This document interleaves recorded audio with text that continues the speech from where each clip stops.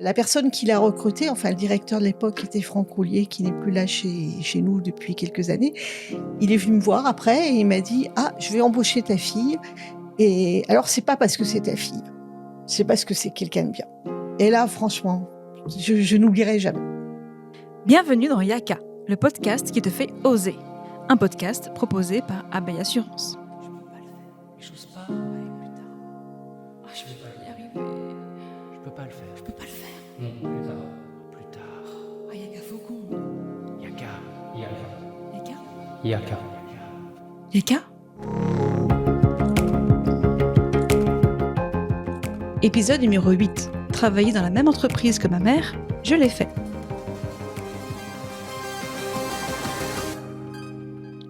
« 9,7. C'est l'ancienneté moyenne en année d'un salarié dans une entreprise en 2024. Chez Abeille Assurance, c'est 14 ans et demi. Selon une étude de l'INSEE et de la DAR en juin 2023, les salariés sont plus nombreux à changer de métier. C'est le cas de 66% des démissionnaires d'un CDI. Ils sont plus jeunes aussi, avec cette envie de miser avant tout sur l'équilibre vie professionnelle et vie privée. L'inflation y est pour quelque chose, évidemment. Gagner plus reste une motivation principale pour un cadre des interrogés. Et pourtant, dans un plus récent sondage, Ipsos et Randstad Search, 80% des cadres sont attachés à leur entreprise, même si 69% déclarent être à l'écoute de nouvelles opportunités. Une proportion qui atteint 75% chez les 18-34 ans. Cela ne compte justement pas franchir le cap des 7 ans dans la même entreprise. Dans une époque où les chiffres du burn-out s'intensifient, où la tendance est à l'envie d'ailleurs, la longévité en entreprise devient-elle une exception ? Est-il bon de rester fidèle au risque de s'engluer dans une zone de confort ? Non, non et non, vous répondra Evelyne, restée chez Abeille Assurance 38 ans et qui en a occupé des postes. Marie, sa fille unique, fait carrière chez Abeille Assurance depuis 14 ans maintenant. 52 ans d'expérience dans la même boîte à L2. Avec mes 5 années d'ancienneté, je dois avouer que je me sens toute petite à côté de ce superbe duo mère-fille. Alors comment les ressources humaines fidélisent ses collaborateurs ? Culture d'entreprise, valeurs, environnement agréable, développement professionnel. Oui, mais pas que. Marie et Evelyne ont leur avis sur la question. C'est parti pour ce tout premier regard croisé au micro de Yaka. Bonjour Evelyne. Bonjour. Bonjour Marie. Bonjour. Alors, qu'est-ce que ça vous fait d'être dans la même pièce pendant 1 heure chez Abeille Assurance pour ce podcast ? En fait, c'est relativement rare. Eh ben, j'allais y venir, parce que cette question n'est pas anodine. Tout à fait. Si je la pose, c'est que justement, en 12 ans de boîte commune, vous n'avez jamais vraiment travaillé ensemble. D'ailleurs, Marie, tu me disais que les seules fois où vous vous croisiez, c'était le matin au parking et 1 fois par an, quand tu invitais ta maman au japonais pour son anniversaire. Exactement. Cette distance, finalement, elle s'est installée assez naturellement, car vous avez occupé des postes très différents. Evelyne côté finance et Marie côté marketing et communication. Néanmoins, pourquoi avoir cultivé cette distance entre vous deux, Evelyne ? Je pense qu'il est important de laisser chaque personne s'exprimer dans son job, dans ses relations, dans son intégration dans l'entreprise. Et c'est pas parce qu'on est dans la même que je devais imposer mes façons de penser. Donc pour moi, c'était très important de garder cette distance, en fait. Et puis je voulais surtout pas que ma fille soit connotée comme la fille d'eux. Enfin, ça, c'était vraiment pas possible. Donc, c'est pas parce qu'il y avait une opportunité dans la même boîte et que j'ai plutôt encouragé parce que je m'y trouvais bien, mais ça s'arrêtait là, en fait. Elle devait pouvoir s'exprimer elle-même. Voilà. Toi, Marie, tu rejoins aussi ce point de vue-là ? Oui, totalement. Déjà, on se voit déjà assez en dehors du travail, avec les enfants, etc. Et le fait qu'on ait des métiers assez différents l'une de l'autre nous a permis, de toute manière, de pouvoir travailler de cette manière. Alors Marie, ta première expérience chez Abeille Assurance, c'est ton stage de 3e en 1998. Exactement. Allez les bleus. Puis en 2022, lors d'un job étudiant de 2 mois. Mais bon, les assurances, c'est pas ta came, à la base. D'accord ? Tu veux faire tes armes ailleurs, dans les médias, et en aucun cas, tu ne veux profiter de la position de ta maman pour faire carrière ici. Bon. Finalement, comment on en arrive à travailler dans les assurances ? Jamais on se dit, moi, je veux être souscripteur habitation. Moi, je veux être chef de produit auto. C'est pas hyper sexy comme secteur. On est bien d'accord. Bon. Perso, moi, si on n'était pas venu me chercher, jamais j'aurais fait mon petit bonhomme de chemin chez Abeille Assurance. L'assurance, on y est, ok. On y reste, ok. Mais comment on y vient ? Marie, écoute. Déjà, je pense que ce stage m'a quand même pas mal marqué, vu mon métier d'aujourd'hui. Ensuite, je suis revenue là pendant un job étudiant et c'est vrai que à la fin de ce job étudiant, je me suis dit jamais je viendrai bosser dans cette entreprise, les assurances. Enfin, vraiment, ça me fait pas rêver. Comment on se fait ensorceler alors ? Quand même un truc. Une opportunité. J'avais toujours entendu également ma mère se sentir plutôt bien dans son entreprise. Un jour, je cherchais un job et elle me dit au fait, le service dans lequel tu as effectué ton stage de 3e recrute quelqu'un. Est-ce que ça te tente pas de postuler ? Et c'est vrai qu'elle m'avait toujours parlé de la boîte avec bienveillance, en s'y sentant bien. Ça faisait quand même des années qu'elle y était déjà. Et je me suis dit, pourquoi pas ? Mais par contre, 1 an ou 2. J'y resterai pas plus. Dès mon entretien d'embauche, lorsqu'on m'a dit par contre Marie, on investit sur toi, tu restes. Dans ma tête, c'est vrai que je me suis dit non, j'ai 2, 3 ans grand max, et puis dans 3 ans, j'irai rejoindre les grands médias ou une agence, mais j'y resterai pas. Et puis finalement, ça va bientôt faire 14 ans que j'y suis. Et le fait de travailler dans la même boîte que ta maman, est-ce que ça a eu un impact sur ton équilibre vie pro, vie perso ? Pas du tout. Honnêtement, comme on te le disait en introduction, enfin comme tu le rappelais en introduction, on se croisait par hasard au niveau du parking. À ce moment-là, tiens, tu veux un café, tu as 5 minutes, dans combien de temps est ta première réunion ? Sinon, non, aucun impact. On en parlait que très rarement. On parlait que très rarement du travail ou du bureau en dehors. Et comme on se voyait pas sur place, donc non, il n'y a pas eu pas d'impact particulier. Et justement, lors de ton embauche, Evelyne, tu as une petite anecdote, je me souviens. Oui, quand elle s'est présentée, elle est allée aux entretiens. Et puis, la personne qui l'a recrutée, enfin le directeur de l'époque, qui était Franck Roulier, qui n'est plus là chez nous depuis quelques années, il est venu me voir après et il m'a dit « Ah, je vais embaucher ta fille. » Et alors, c'est pas parce que c'est ta fille, c'est parce que c'est quelqu'un de bien. Et là, franchement, je n'oublierai jamais. Evelyne, qu'est-ce qui fait qu'on reste dans une boîte aussi longtemps comme Abeille Assurance ? Alors moi, c'est pareil. Alors, c'était pas 2 ans, je voulais rester 5 ans. Parce qu'en fait, dans ma première entreprise, j'étais restée 5 ans. Donc je m'étais dit, je vais rester 5 ans. Bon, si je suis restée, c'est parce que j'ai toujours eu quelque chose d'intéressant à faire.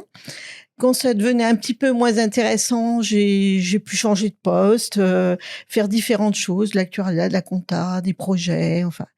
Bon, toujours un peu en relation avec les chiffres, puisque c'est quand même ma formation de base. Et puis, parce que j'ai eu l'opportunité d'avoir des promotions, d'être reconnue, alors soit financièrement, bien entendu, puisque ça, c'est important, mais aussi de pouvoir participer à des chantiers, à des réunions, de rencontrer des gens, voilà. Et puis, je me suis toujours très bien entendue avec mes collègues, avec mes responsables et mes collaborateurs. Donc, c'est un attachement personnel aussi, en fait. On ne reste pas par hasard, même avec toutes sortes de reconnaissances, on ne reste que parce qu'on s'y plaît et qu'on s'y sent bien. Oui, puis c'est vrai que cette histoire de varier les tâches, les missions, les postes, il y a une sensation de faire plusieurs carrières finalement. Complètement, au sein de la même entreprise. Parce que j'ai vraiment fait des choses différentes tout au long de ces années et puis vécu tout un tas de bouleversements en commençant dans une petite entreprise qui était Norwich, britannique, en fusionnant, Oui, donc on enfin, a- toutes sortes de choses, en On fait. vit les différentes vies d'une boîte. Exactement. Et toi, Marie, qu'est-ce qui fait qu'on reste maintenant quasiment 14 ans dans une boîte comme Abeille Assurance, alors qu'on s'était dit, jamais, et puis sinon 2 mois, quoi, voire 2 ans. 2 choses, selon moi. Les gens font la force, d'une entreprise et moi, c'est vraiment, en fait, ce qui compte je pense, le plus pour moi, les gens avec qui je travaille, avec qui j'évolue. Certaines personnes sont devenues des amis avec qui je pars en week-end, en vacances et cetera et vraiment, c'est quelque chose pour moi qui est la principale raison de pourquoi je suis là depuis 14 ans. Ensuite, également le fait que la société m'ait toujours permis d'évoluer, de changer de poste, de me former. Je suis toujours tombée sur des managers qui ont ressenti mon besoin, d'apprendre et de faire autre chose. Ça fait 14 ans que je suis là, mais j'en suis déjà à mon 7e poste. Mon premier job, au bout de 2 ans, mon manager, m'a dit: «Bon, je vois que tu tournes en rond, je te propose autre chose». 3 ans plus tard, Une sorte de clairvoyance, quand même, de ouais, la part des managers. mes managers ont toujours été, heu, très proches, À l'écoute. et à l'écoute, en fait, de mes besoins d'apprendre, de changer, d'évoluer. Et donc en 14 ans, j'ai donc effectué 7 postes. J'ai repris mes études pendant 9 mois. J'ai, toujours cette quête d'apprentissage et d'être entourée de gens bienveillants. Alors maintenant que tu es à la retraite, Evelyne, qu'est-ce qui te reste d'Abeille Assurance, dans ton quotidien, j'entends? Dans mon quotidien. Alors d'abeille assurance spécifiquement, pas forcément, mais en tous les cas, quand on a travaillé pendant autant d'années dans le monde de l'assurance, on continue à s'y intéresser. Donc, je lis la presse économique, je je regarde ce qui se passe dans les compagnies en général et plus particulièrement Abeille. J'aime bien aussi revenir, voir quelques collègues, discuter un peu avec eux, savoir ce qu'ils deviennent. Déjeuner, à la Déjeuner, cantine. voilà. Est-ce qu'il y a une forme de nostalgie? Non. Non, non, c'est pas une nostalgie. C'est un non, moi je regarde pas en arrière en fait, je regarde en avant Devant. et oui, toujours et donc j'ai plaisir, à ce que la porte soit ouverte et que je puisse, rencontrer des gens, mais si je pouvais pas rentrer, bah, je les trouverais quand même dehors, j'irais au resto et puis voilà. Alors, Evelyne, tu me racontais qu'un collègue, un jour, t'avait confié: «Moi, jamais je ferai venir mon gamin à mon travail, j'aurais trop peur qu'il fasse des bêtises». Tout à fait. Mmh. C'était à l'époque, c'était pour les stagiaires de vacances, hein, pourtant c'est pas extrêmement impliquant, mais effectivement, il y a de ça pour certains qui ont un petit peu peur que leur enfant, ne soit pas dans les normes de ce qu'ils attendent ou qu'ils leur font, des tonnes de recommandations avant de venir Ouais, et puis qu'il y a un etc. impact aussi sur eux-mêmes, d'ailleurs. Oui, Qui bien renvoient une sûr, image, que leur image, elle soit pas tout à fait aussi nickel que ce qu'elle était avant. Toi, qu'est-ce que ça t'a demandé, personnellement, de suggérer à ta fille de rejoindre l'entreprise dans laquelle tu travaillais depuis plus de 20 ans? Le regard des autres, les préjugés: «Ah, c'est la fille de... Ah bah, c'est facile». Est-ce que Ben, ça t'a je parfois traversé l'esprit? Ça m'a plus que traversé l'esprit, parce qu'il y a toujours des gens mal intentionnés pour faire ce genre de remarques, mais bon, comme on a eu une assez distant, enfin toujours, hein. Je crois que les seules réunions où on a été vraiment ensemble, c'est pour mon pot de départ, donc donc je pense que c'est ces genres de remarques un petit peu, sans intérêt, mais bon, elles ont disparu, très rapidement. Et toi, Marie, tes amis t'ont dit quoi quand tu leur as annoncé que tu allais bosser dans la même boîte que ta maman? Tu as eu des réactions particulières? Mes amis, ils ont rigolé. Enfin, tu sais, ça fait Ils t'ont pas marrer, cru ou pas? Ils t'ont dit: «Attends, Marie, tu sérieuse?» Non? Ils t'ont pris au sérieux au départ, ou? Ah oui, oui, oui, bah, ça les a fait rire. Après, j'allais dire, mes amis sont habitués à connaître mes parents, à faire des déj avec eux et cetera. Donc, je pense que la plupart aimeraient bien venir travailler avec ma mère. Donc à part que ça les a fait rire, sourire, tu vois? Non, il y a pas eu, eu du moment que c'était un métier qui m'intéressait, encore une fois, donc le poste sur lequel j'ai postulé à l'époque, c'était dans le domaine du marketing, donc qui était lié à mes études, qui était lié à mes ambitions. C'était au niveau des médias. Moi, les autres sociétés dans lesquelles je regardais, de toute manière, c'était soit des agences, soit des régies publicitaires. Donc là, en fait, je postulais côté annonceur, mais en fait, ça rentrait dans mes attentes et dans mes objectifs de job. Donc, c'était pas déconnant non plus. Donc voilà, donc non, après, ça les a fait rire. Mais c'est vrai que par contre, quand je suis arrivée ici, quand je me présentais, je disais Marie, je donnais mon nom de famille plus doucement pour essayer de faire en sorte que les gens ne comprennent qu'il y avait un lien de parenté entre ma mère et moi-même. C'est-à-dire que je ne l'ai jamais crié sur tous les toits et généralement, j'ai même des directeurs qui sont venus me voir au bout de 2, 3 ans en me disant: «Au fait, il y a un lien de parenté avec, Evelyne?» Et je répondais: «Ouais, ouais, ouais, c'est ma mère». Mais en fait, je l'ai jamais crié sur les toits et puis j'avais envie de faire mes preuves par moi-même et pas d'être la fille d'eux. À travers la carrière de ta fille, Evelyne, ton regard sur Abeille Assurance a-t-il changé? En termes d'évolution de carrière, j'entends, de conditions de travail. Est-ce qu'il y a 2 époques ou pas?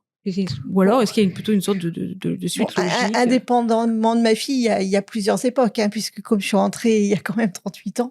Donc, c'est vrai que moi, quand je suis rentrée, par exemple, il y avait très peu de femmes cadres, directeurs, n'en parlons pas. Donc, c'était un combat perpétuel pour arriver à se placer.